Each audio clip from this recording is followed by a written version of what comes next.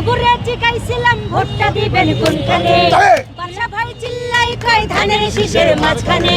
ধানের শীষের জয়ধ্বনি শুনি এখন সবখানে, বাদশা ভাইয়ের জয়ধ্বনি শুনি এখন কানে ও কানে সেখানে সবখানে। ঘরে ঘরে বলে দিস ভাইরা এখন ধানের শীষ, ঘরে ঘরে বলে দিস ভাইরা এখন ধানের শীষ।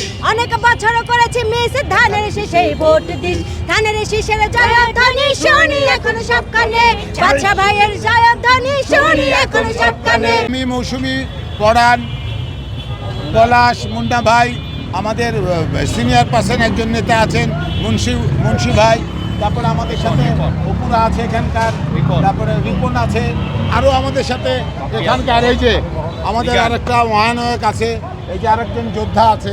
আমরা আপনাদের কাছে হাত জোর করে বলছি ধানের শীষকে ভোট দিতে হবে। ধানের শীষের জয় জয়কার গোটা বাংলাদেশে।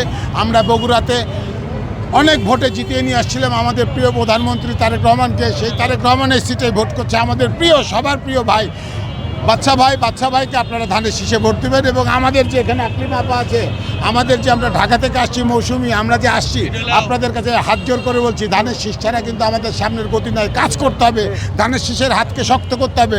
বগুড়াবাসীর আস্থাই হচ্ছে ধানের শীষ। এখনো পর্যন্ত প্রচুর সাড়া পাচ্ছি, আর এটা ভেবেই ভালো লাগতেছে যে সব জায়গাতে ধানের শীষের যে এত ভালোবাসা, আর এই ভালোবাসার কারণে আজকে ধানের শীষ এগিয়ে আছে। ইনশাল্লাহ আগামী দিনগুলোতে আরও এগিয়ে থাকবে। আর সর্বদাই আমরা ধানের শীষ নিয়ে কাজ করেছি, ধানের শীষ আমাদের জাতীয় প্রতীক আমি মনে করি, আর সেই জায়গা থেকে সর্বদা আমরা ধানের শীষ নিয়েই কাজ করব। আর বাদশা ভাইয়ের জন্য অফুরন্ত শুভকামনা, ইনশাল্লাহ উনি বিপুল ভোটে জয়যুক্ত হবেন আর এই বগুড়াবাসীর মুখ উজ্জ্বল করবেন ইনশাল্লাহ।